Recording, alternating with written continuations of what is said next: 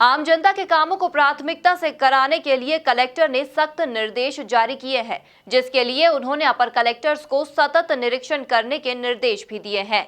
इसके तहत बुधवार को अपर कलेक्टर अभय बेडेकर ने सभी तहसील कार्यालयों का निरीक्षण किया और जिस भी कार्यालय में कमी दिखी उनमें जल्द ही सुधार करने के निर्देश भी दिए।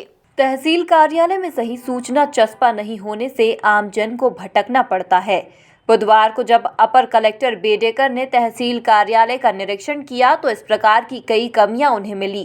बेडेकर ने तुरंत तहसील कार्यालय के बाबुओं को सभी तहसील पर नेम प्लेटों के साथ तहसील में आने वाले क्षेत्रों की जानकारी चस्पा करने के निर्देश दिए हैं। कलेक्टर महोदय की जो मंशा है वो एकदम स्पष्ट है कि कलेक्ट्रेट जो है वो अगर उसमें दलाल घूमते पाए जाते हैं जो कि दलाली करके लोगों का काम कराते हैं तो उनकी एंट्री बंद होना चाहिए।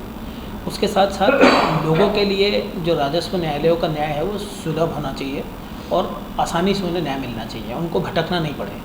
उसके लिए ज़रूरी है कि जितने भी हमारे राजस्व के न्यायालय हैं, तहसीलदार स्तर के, एसडीओ स्तर के या अपर कलेक्टर स्तर के, उन सभी न्यायालयों का मैंने जो आज एक दो न्यायालय देखे उनमें मैंने ये पाया कि वहाँ पर थोड़ा जो उनके ऊपर जो बोर्ड्स वगैरह लगे रहने चाहिए थे वो लगे हुए नहीं पाए गए कहीं पर। उसके निर्देश मैंने दिए हैं जिससे कि आदमी को पता रहे कि वो अगर राऊ तहसील आया है तो राऊ तहसील कहाँ है, तहसीलदार साहब कहाँ बैठते हैं।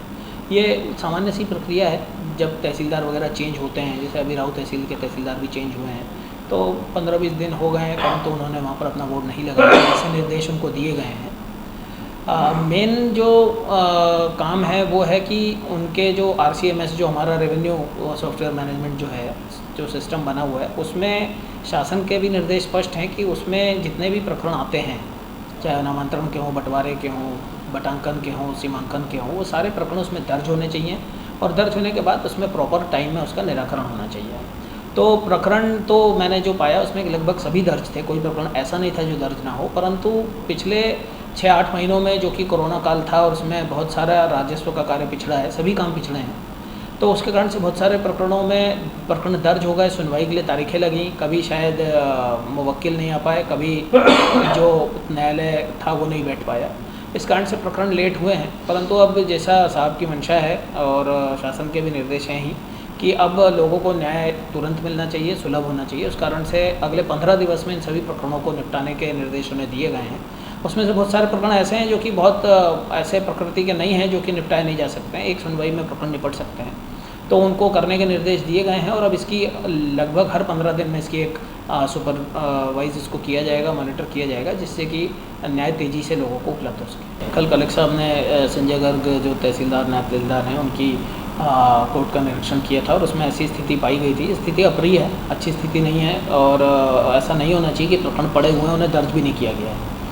तो सभी तहसीलदारों को ऐसे निर्देश दिए गए हैं कि वो प्रकरणों को दर्ज करें। सभी अपर कलेक्टरों को भी कलेक्टर महोदय ने निर्देश दिए हैं कि वो अपने अपने जो अधीनस्थ न्यायालय हैं उन न्यायालयों पे अपनी पकड़ बनाएं, उन न्यायालयों का निरीक्षण करते रहें, जिससे कि वहाँ पर अगर ऐसी कोई स्थिति बनती है तो उसको उस अपरिस्थिति को रोका जा सके। सभी प्रकरण दर्ज होने चाहिए और सभी प्रकरणों में समय सीमा में कार्रवाई भी होनी चाहिए। देखा जाए तो कलेक्टर के निर्देश के बाद अब संभवतः आम जनता के कामों में तेजी आएगी। Bureau report, MP news, Indore.